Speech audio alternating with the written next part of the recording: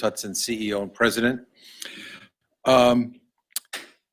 It's important to the work of Hudson on policy analysis to have leaders of the country share insights and views on key policy matters.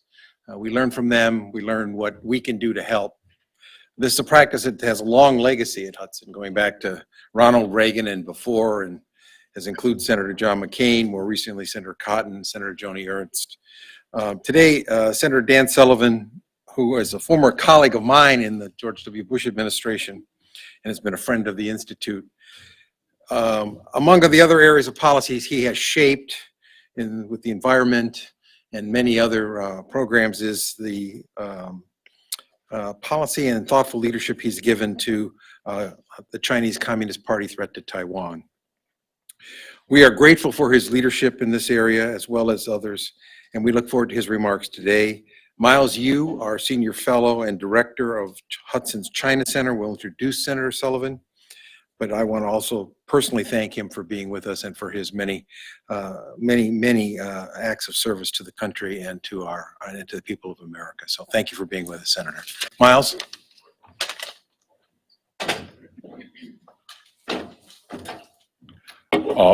Thank you, President Waters. My name is Miles Yu. I'm a senior fellow and I'm the director of the China Center here at Hudson. Before we start, I have just a few housekeeping matters. First of all, this is a live stream event, so please mute your electronic devices, right? And also, the senator will speak for about 35 to 40 minutes, and before we go to the Q&A, to save time, please write down your questions beforehand, and then follow the instruction over there and send it to us, and I will read, not screen your questions. Okay, and then if you're from Code Pink or other organizations, please just keep in mind that we encourage a civilized exchange. So we here at Hudson, we also have, you have pink code, we have code pink, we have a code red, prohibiting disruptive behaviors. So I was supposed to introduce Senator Sullivan by telling you his career, but then I look at his career is very illustrious, too long. So well, what we've done is we print his detailed bio in your seat, so you can have reference there. And I'm just going to highlight a few things that about Senator Sullivan. He is from Alaska. It's AK, not A-L-A-R-O-A-Z. Alaska is a frontier state. Frontier state means is not necessarily means a lot of bears or salmon. There's a reason why our enemy fly balloons and first enter Alaska, because that's a frontier area of our national defense. If China shoots ICBM to destroy America, all the ICBM will have to fly over Alaska. So our Alaska is the frontier of our national defense. But this is not just about China and America, because the China threat is global, and standing at the crossroads of that epic struggle between freedom and tyranny is Taiwan. So there's no person better qualified to talk about issue than Senator Sullivan. Sullivan is the 8th senator from Alaska, and he has been a successful lawyer, government administrator, and he, but most impressively, he is also a professional soldier. He is the only senator still serving in the U.S. military today. He is an officer, Colonel Sullivan, in the U.S. Marine Corps Reserve. So he knows the playbook of a war. He knows the importance and the grave nature of this struggle between freedom and tyranny. So, ladies and gentlemen, please welcome Senator Dan Sullivan of Alaska. Thank you, Miles. Okay, good morning, everybody, and thank you for that kind introduction. And John, great to see you. Thank you for your tremendous leadership. I think some of you know Walter Lohman. Where's Walter? Who's doing a great job for me. So I have a really wonderful team, but I can't thank Hudson enough on all the great work that you do informing policymakers, coming up with your own policies that help us. It's just, trust me, it is tremendous. It is needed now more than ever. So I really want to thank you. I know that your new fellows and people who are associated with Hudson, it's a embarrassment of riches. Like John, many of us have served together. I was looking at it. Mike Pompeo, H.R. McMaster, Elaine Chao, your former president, Ken Weinstein. I mean, it is a great group. So continue that fantastic work. And it really has an impact on so many of us. We need it now more than ever. So thank you very much for that. Miles, I appreciate the introduction, but also the reference to Alaska, right? We are, Billy Mitchell, the father of the U.S. Air Force, called Alaska the most strategic place in the world. And you are absolutely correct. Any threat to America, ICBM, hypersonics, cruise missiles that are targeting Chicago or New York, they're all going to come over my state. And we're going to shoot them down and retaliate. But that's a whole nother topic. But so thank you for that. I think the last several weeks have just highlighted in people's minds the strategic importance of the great state of Alaska that I'm honored to serve as their senator. So I'm going to go through a speech that I've been trying to give all over the place. You have it right here. So hopefully, do you have this? Okay. So you have the little handout. It's essentially the speech. You can use it. Take a look. We're going to have some slides up. I'm going to try and get through it fairly quickly, but to save some time from Q&A, because one thing I like about the Q&A is that I and my team, we learn a lot too. So this is a conversation, but the focus of my speech is the intensifying threat to Taiwan by the Chinese Communist Party and Xi Jinping. And one thing I always like to do when I start this speech is I try to make it clear that today we're talking about the Chinese Communist Party, Xi Jinping, not the Chinese people, who in my view in many ways are themselves oppressed. And so I think that's very important. You know, it shouldn't be just China. It's the Chinese Communist Party, the PLA, Xi Jinping, and the threat, what we should try to do about it. And I think it's one of the most important issues facing our nation and literally the world. So some of you may have heard of this exchange that I had with then Indo-PACOM Commander Phil Davidson in March of 2021. It was an Armed Services Committee hearing, and I asked the question, hey, when do you think Xi Jinping and the PLA are going to make the move on Taiwan? You might remember it made news all over the world because he was pretty adamant that this was a threat that wasn't very far away, but was pretty darn close. He said, I think the threat of an invasion of Taiwan is manifest during this decade. In fact, within the next 6 years. That's Indo-PACOM. That was 2 years ago.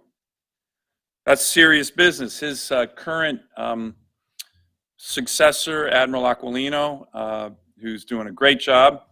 When I'm in my Marine Corps capacity, I'm the Chief of Staff on the reserve side for Marine Forces Pacific Command. So Admiral Aquilino is like 7 levels above me when I go out there. But he's doing a fantastic job, and he has agreed with that assessment. And as a matter of fact, many in the Biden administration have also agreed. The Secretary of State, Secretary Austin.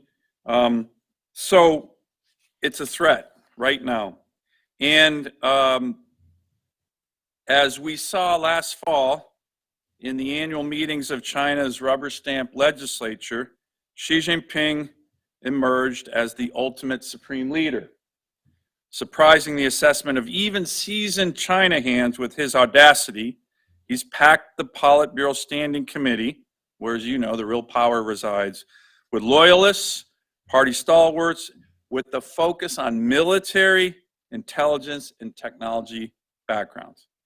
Now, let's face it, that slide looks ridiculous, okay? A bunch of old men in fatigues. But that slide is saying something. That came out right after the party Congress. And I think it's this message. China is preparing for war. And we need to take that threat very seriously. So as I said, I'd like to lay out today essentially this threat and what we should be doing about it. Of course, I know that our eyes are on Ukraine, something that I believe we should stay focused on, and that these threats are actually very interrelated. But to me, this is a paramount threat right now. But I'd like to begin my remarks by focusing on a different era and a different region of the world. It's a very famous photo. I think many of you know what it's from. That's in 1948, when the Soviets cut West Berlin off from food and fuel. The United States and our allies, led by a powerful American military, responded with the Berlin airlift. Our allies flew round-the-clock flights, at one point literally landing one of these aircraft a minute for a year to save Berlin. Think about that. Americans rallied our military and other institutions of government. And at home, even our citizens who were very war-weary, 3 years after World War II, somehow understood that the stakes in Berlin mattered. Americans now look back on the Berlin airlift as a point of pride for our freedom-loving nation.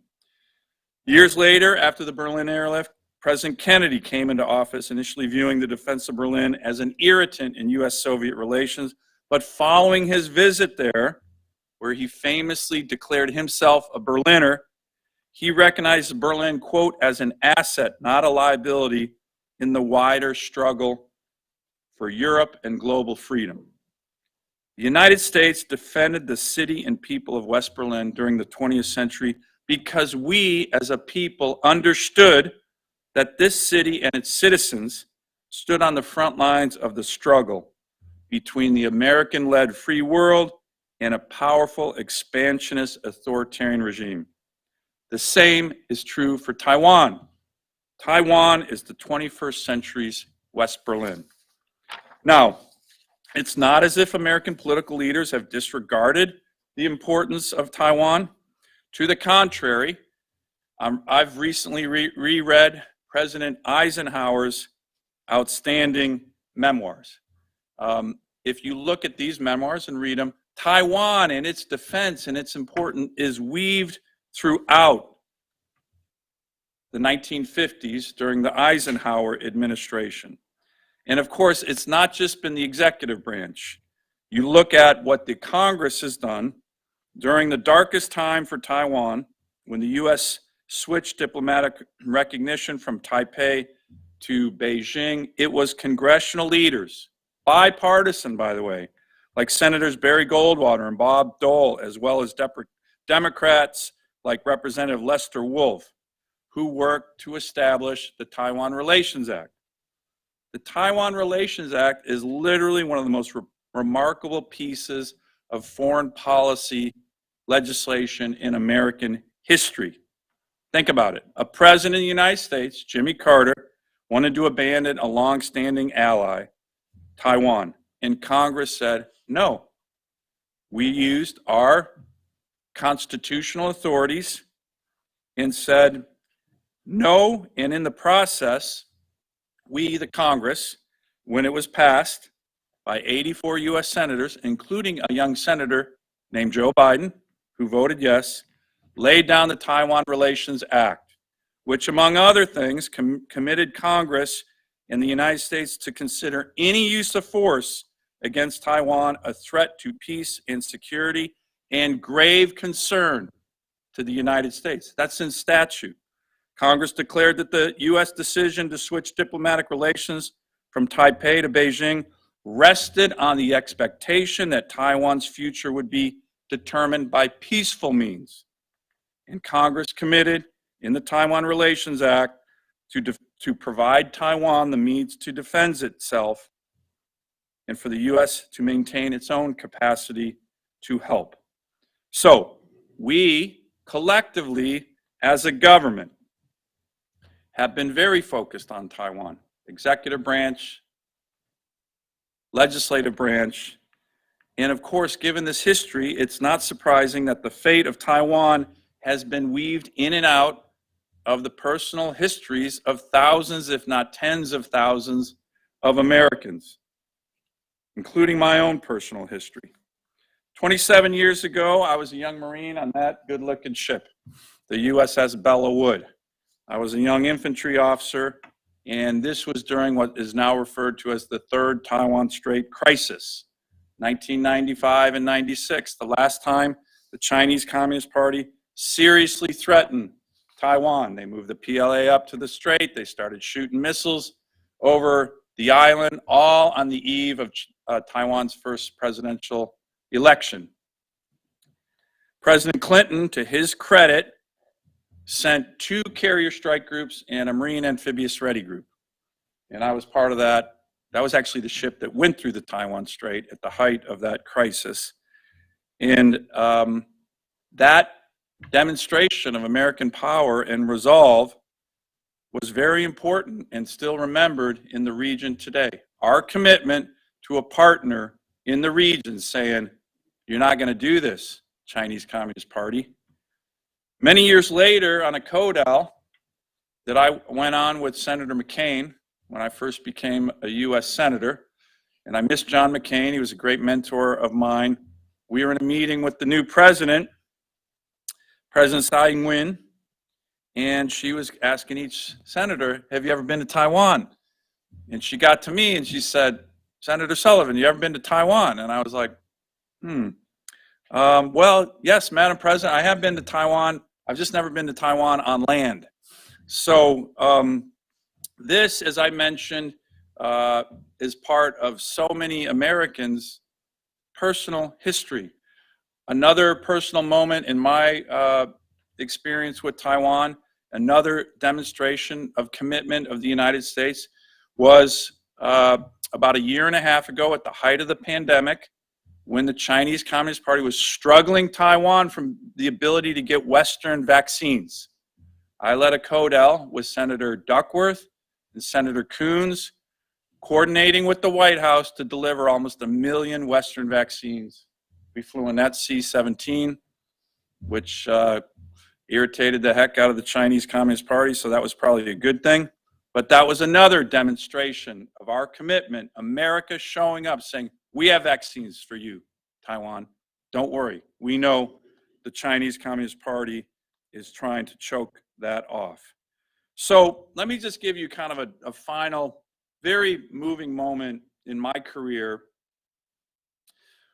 Like I said, on that first CODEL, I went to Taiwan with Senator McCain and a few other senators. When we landed, a State Department official who was working at the American Institute in Taiwan got on the bus as we were going to meet with the president, and I'll never forget his welcome.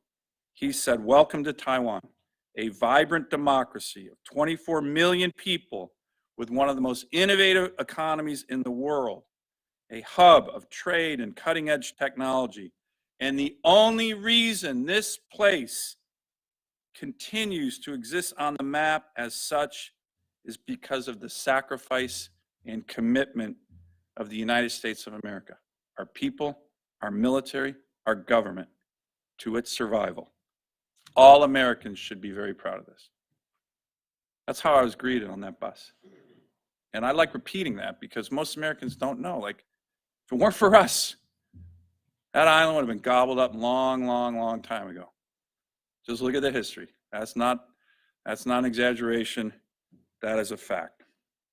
So, as I mentioned, American commitment and resolve on Taiwan has been part of our law, heritage, trade, economics, and military deployments for decades. But too few Americans actually know this history. We need to rebuild this understanding and be ready ourselves for the test of wills that I believe is approaching.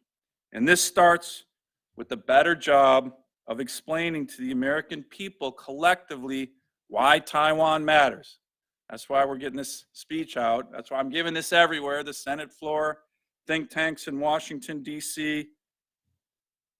I've been doing this, and I've been actually asking, and I've asked, and a lot of this speech is based on the material I've received.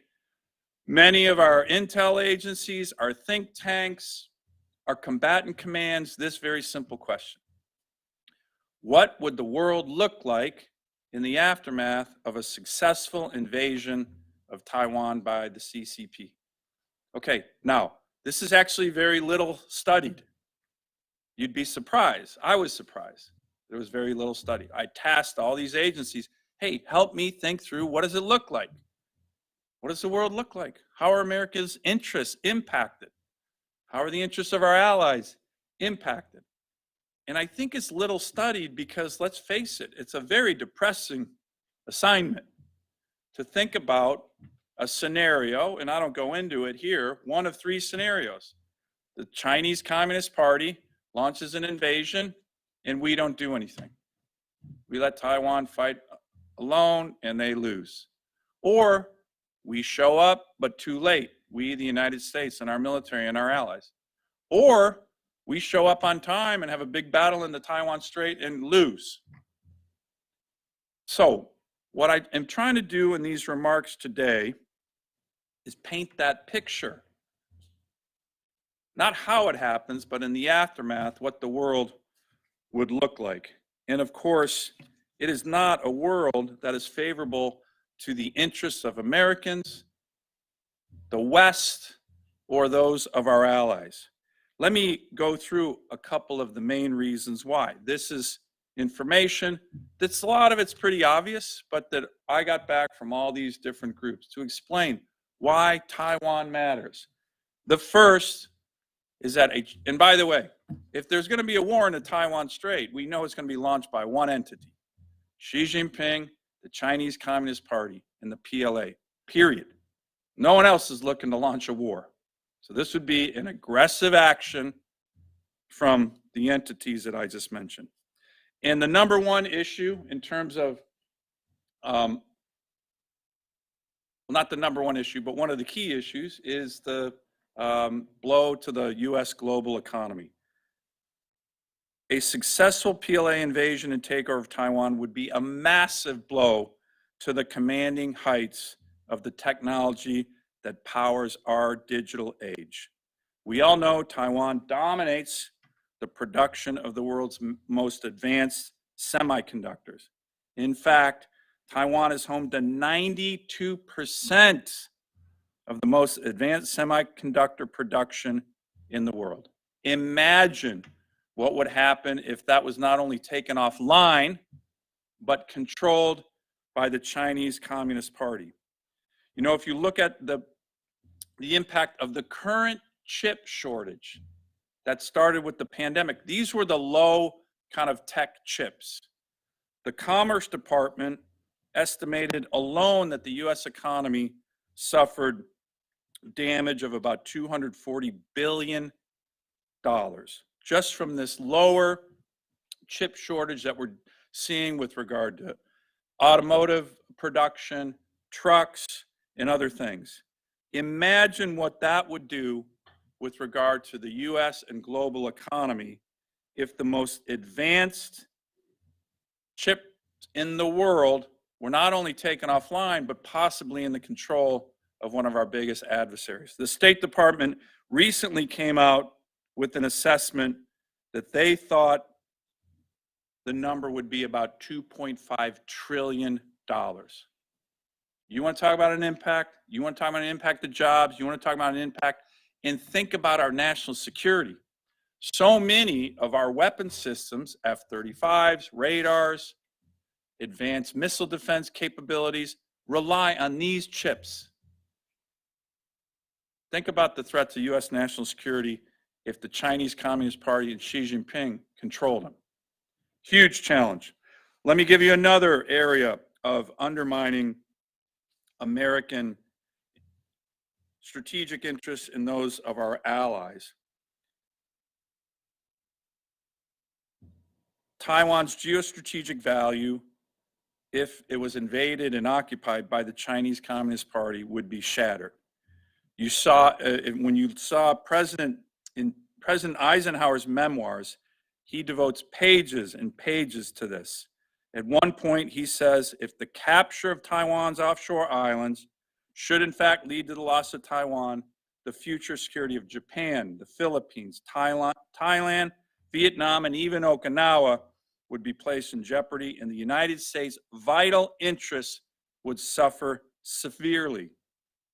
Last year, Assistant Secretary of Defense for Indo-PACOM Security Affairs, Eli Ratner, who hopefully has come to Hudson to speak. If you haven't had him, he's doing a great job, in my view, made essentially the same point as President Eisenhower in his memoirs. Critics rung him up for it, apparently calling Taiwan, quote, a critical node within the first island chain and an anchor of our network of U.S. allies and partners in the region, risks offending Beijing's sensibilities. But of course, Assistant Secretary Ratner and President Eisenhower were correct. Taiwan, in the CCP's hands, breaks China out of the constraints of the first island chain, and you're all familiar with that, a line running from Japan through Taiwan and the Philippines to the Straits of Malacca. And a successful Taiwan invasion of Taiwan has the potential to push the U.S. further into the Pacific to what's called the second island chain. This includes American territories in Guam and the Northern Mariana Islands. And these just aren't some points on a strategist's map. Residents in Guam and the Marianas are American citizens. They send representatives to Congress. Guam has an enormous U.S. military presence with tens of thousands of U.S. service members and their families. With the first island chain broken, these Americans will come under direct threat from an emboldened China with a massive and growing military. And here's the thing, and some of the reports I got back indicate this. It is highly unlikely if the CCP invades and conquers Taiwan that it will stop there.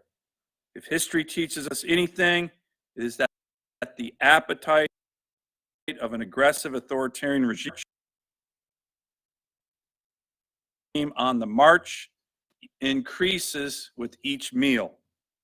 For decades, the CCP and PLA have focused almost exclusively on building a military with the objectives of conquering Taiwan. Take a look at the next slide. This is the military balance that Taiwan is facing across the strait. I won't go into what each symbol means, but it's not a very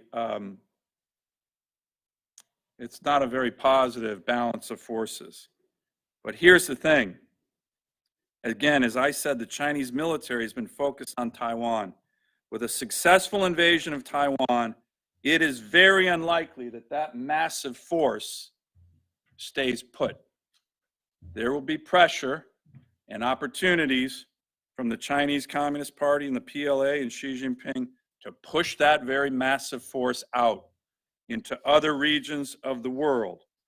Already the PLA Navy has a base in Djibouti and is scouting out locations for other naval bases all over the world, from Africa to South Asia.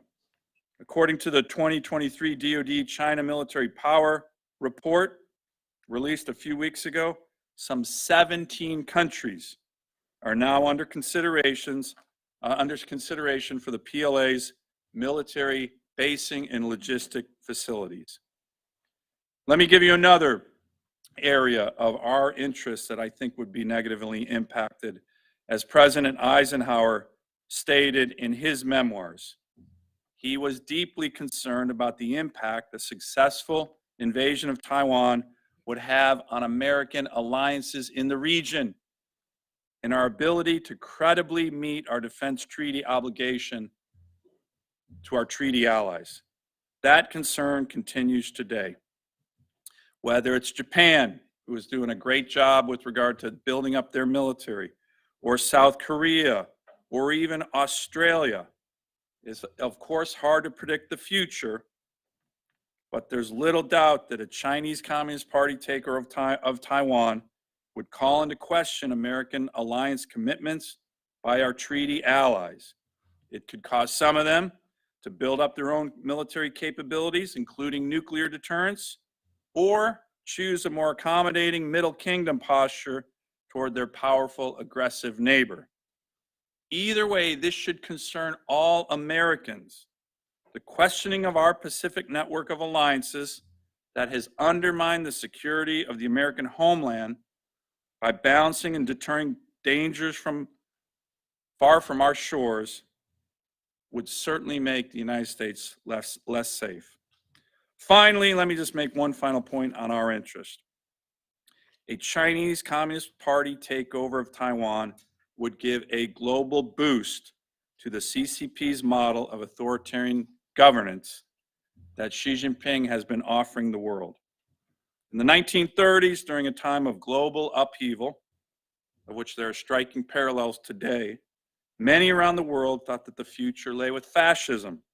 Such a future was alluring to millions. Democracy can be messy.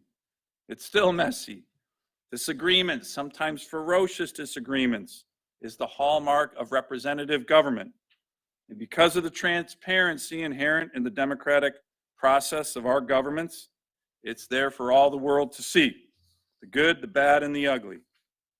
The United States, along with other democracies around the world, ultimately prevailed against the rise of fascism during World War II. We did so by the force of arms, but also by the appeal to the university and immutable desire for freedom and self-governance. But a military takeover of Taiwan in the current global climate by the CCP could lead many to believe that, as Xi Jinping himself has put it, the CCP's totalitarian vision of a new choice for humanity, one that relies on techno-authoritarian control rather than self-government, is on the march around the world. We cannot be blind to those implications or the extraordinary new legitimacy the CCP would gain at home and abroad. And with that would come new forms of Chinese Communist Party aggression, not just in the region, but throughout the world. So the next slide I took from a slide deck during my Marine Corps duty out at Indo-PACOM. By the way, it's unclassified, so don't worry. But that is a good summary of the issues that we just talked about. What China would gain, what we would lose in the event of a successful military invasion by the CCP. It's in your pamphlet here, so I won't go through it, but take a look. This is a good summary of why Taiwan matters. So my purpose today was to paint a picture of what the U.S. and the world would look like in the aftermath of a violent CCP takeover of Taiwan. However, I do not want to just end the presentation here. As you can see, it's a world that none of us or our allies would want. And certainly the 24 million people on the island democracy of Taiwan don't want it either. And as I mentioned, to be clear, this would be an event fully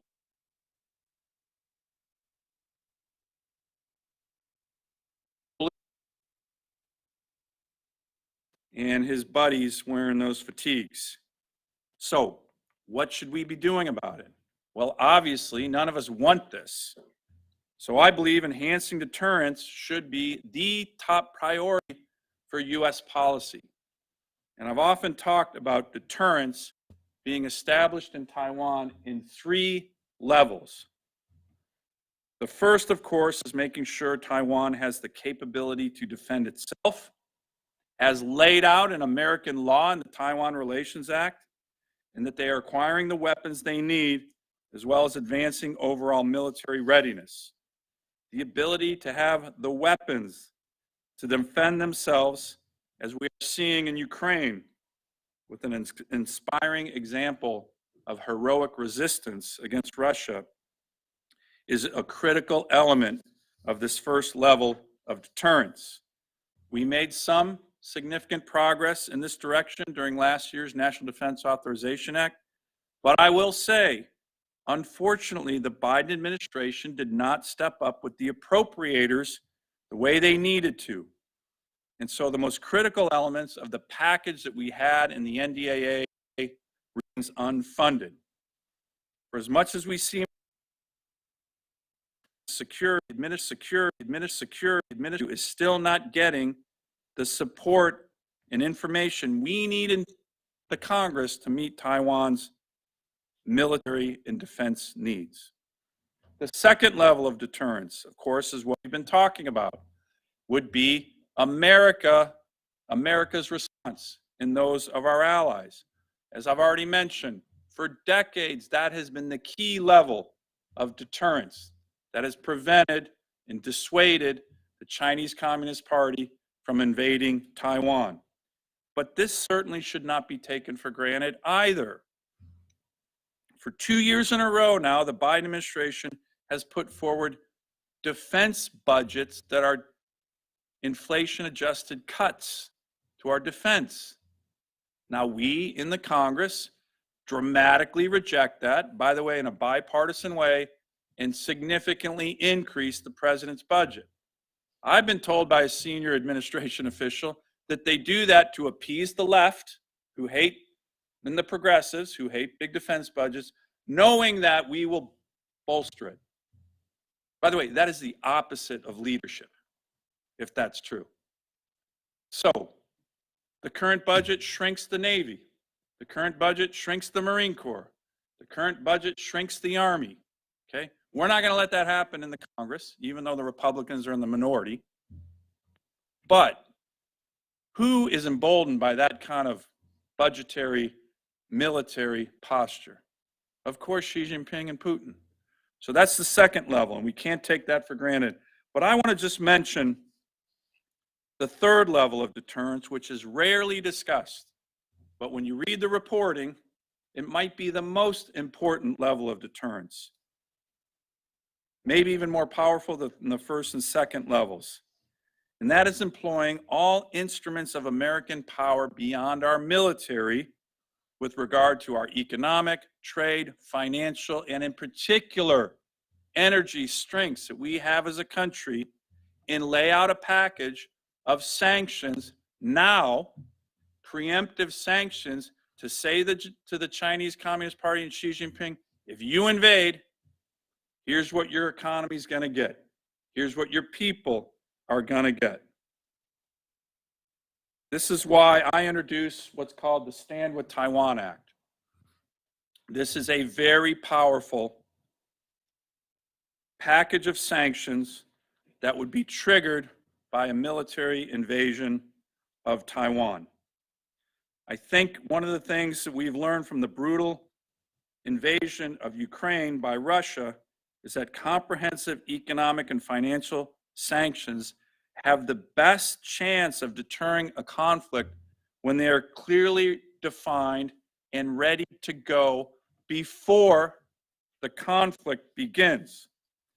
So I've been working with my colleagues on both sides of the aisle to get this passed. And not only that, on CODELs all around the world, in Germany, at Munich, in Brussels, in London, in Korea, in Japan, I've been pitching our allies to do the same. Could you imagine if all of our key allies had similar legislation to that? 60 to 70% of the world's GDP saying to Xi Jinping, if you do it, here's what you're going to get. I think, and many others, including some in our intel services, believe that could have a huge deterrent effect on a Chinese military invasion of Taiwan. So let me conclude with this. With the invasion of Ukraine, it is clear we have entered a new era of authoritarian aggression led by Putin and Xi Jinping, like we saw in the 1930s.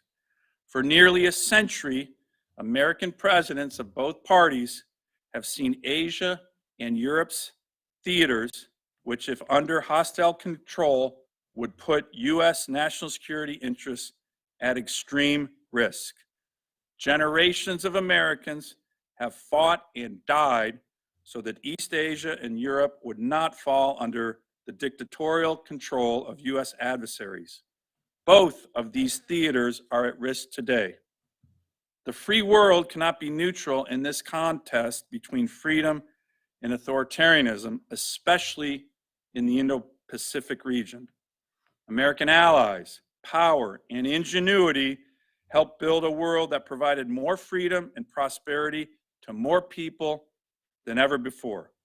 In fact, the United States and our democracy, bolstered by a strong military, has done more to liberate humankind from oppression and tyranny, literally hundreds of millions of people, than any other force in human history. We Americans don't realize that sometimes, and we should take pride in that. The Chinese Communist Party has clear plans to reverse all of this. It knows exactly what it wants to accomplish: to make the world safe for its tyrannical government, to profit off the export of its authoritarian model to other countries, to separate America from our democratic allies, and to erode U.S. leadership in the region. A world governed by Xi Jinping's totalitarian vision would be a world unsafe for America and our friends. And that's why Taiwan is so central to the future of the free world. Like Berlin last century, it is a thriving, prosperous Chinese democracy that holds free elections with power bounded by the rule of law. For that reason, it threatens the CCP's central premise that one man ruling in perpetuity by crushing all dissent knows what is best for 1.4 billion people. The Chinese Communist Party has already crushed Hong Kong, once a bastion of liberty, and the free world barely raised a voice in protest.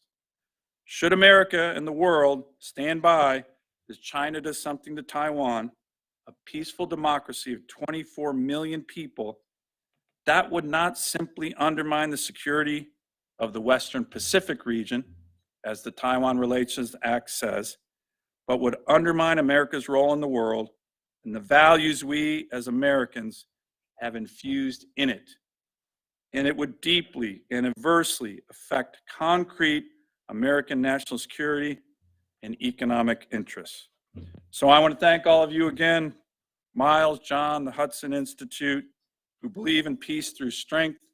This is a critical issue.